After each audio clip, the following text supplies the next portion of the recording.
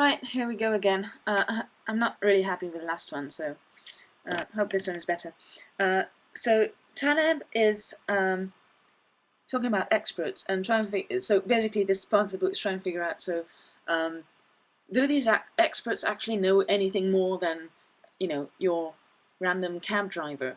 Are all these predictions that they make worth anything or not? So he says, of course, they aren't. So some discussion around that. Let me just start reading. Yeah, he says that he met with a friend he was visiting in Paris, and he was saying, well, there aren't many studies that show that analysts are bad at predicting and that they think they're good at predicting, whatever. And he says this. He surprised me with a research paper that a summer intern had just finished under his supervision, and that had just been accepted for publication. It scrutinized 2,000 predictions by security analysts. What it showed was that these brokerage house analysts predicted nothing. A naive forecast made by someone who takes the figures from one period as predictors of the next would not do markedly worse. Oh, sorry about that. Okay, so if you just look at the previous figures and try to guess what the next one's going to be, you're not going to do worse than what these experts were doing with their fancy predictions.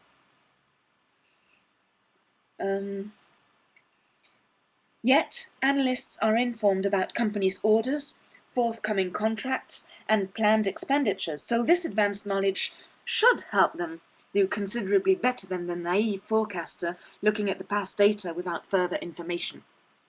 Worse yet, the forecaster's errors were significantly larger than the average difference between individual forecasts, which indicates herding.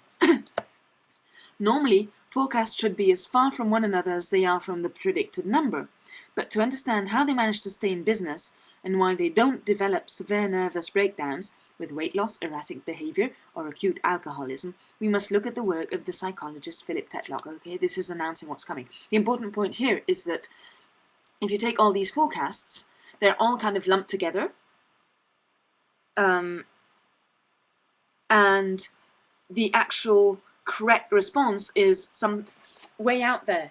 Okay, so normally you would expect that if they're really far off from the forecast, they shouldn't be all lumped together. They should be all over the place. So they're behaving like a herd of analysts, and they're all herding towards the same values, which actually have nothing to do with reality. Then that little chapter, so that bit I read you was from a little paragraph called Herding Like Cattle, and the next one is I was almost right. How often have you heard that one? So Tetlock was going to give us the answers. Studied the business of political and economic experts. Quotes around experts. He also asked various specialists to judge the likelihood of a number of political, economic and military events occurring within a specified time frame, about 5 years ahead. The outcomes represented a total number of around 27,000 predictions, involving close to 300 specialists. Economists represented about a quarter of his sample. The study revealed that experts' error rates were clearly many times what they had estimated. His study exposed an expert problem. There was no difference in results whether one had a PhD or an undergraduate degree. Well-published professors had no advantage over journalists. The only regularity Tetlock found was the negative effect of reputation on prediction. Those who had a big reputation were worse predictors than those who had none. Are you surprised? But Tetlock's focus was not so much to show the real competence of experts, although the study was quite convincing with respect to that, as to investigate why the experts did not realize that they were not so good at their own business, in other words, how they spun their stories. There seemed to be a logic to such incompetence, mostly in the form of belief defense or the protection of self-esteem. He therefore dug deeper into the mechanisms by which his subjects generated ex post explanations. I'm not sure what an ex post explanation is. If somebody can tell me, I'd be very happy. I will leave aside how one's ideological commitments influence one's perception and address the more general aspects of this blind spot toward one's own predictions. That was kind of a tongue twister.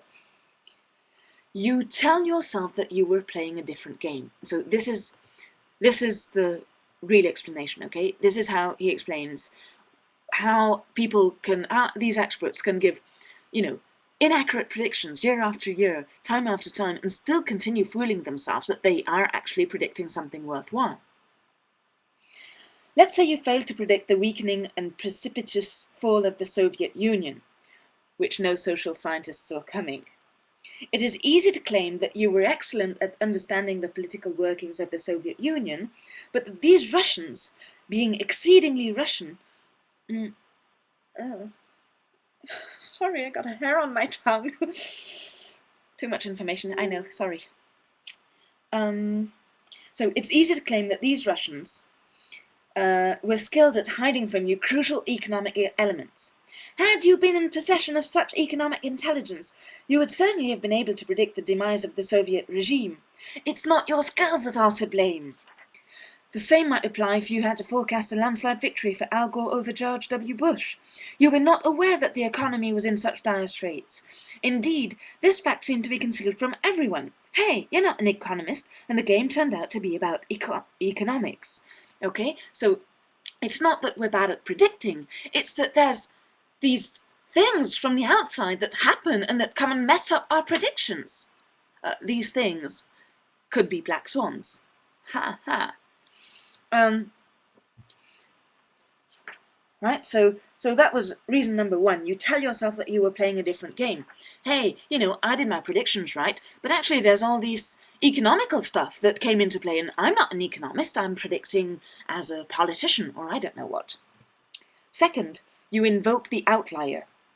Something happened that was outside the system, outside the scope of your science. Given that it was not predictable, you are not to blame. It was a black swan, and you're not supposed to predict black swans.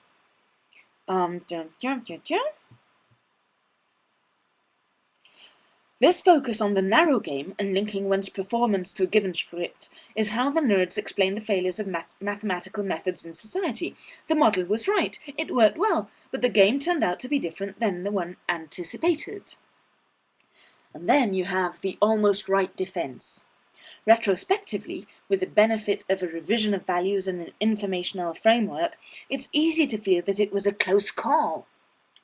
Tetlock writes, observers of the former Soviet Union who, in 1988, thought the Communist Party could not be driven from power by 1993 or 98, were especially likely to believe that Kremlin hardliners almost overthrew Gorbachev in the 1991 coup attempt, and they would have if the conspirators had been more resolute and less inebriated, or if key military officers had obeyed orders to kill civilians challenging martial law, or if Yeltsin had not acted so bravely. I will go now into I don't think this is really vital. We humans are victims of an asymmetry in the perception of random events. We attribute our successes to our skills and our failures to external events outside our control, namely to randomness. We feel responsible for the good stuff, but not for the bad. This causes us to think that we are better than others at whatever we do for a living. 94% of Swedes believe that their driving skills put them in the top 50% of Swedish drivers. 84% of Frenchmen feel that their lovemaking abilities put them in the top half of French lovers. Oh my God. Poor French women. Really.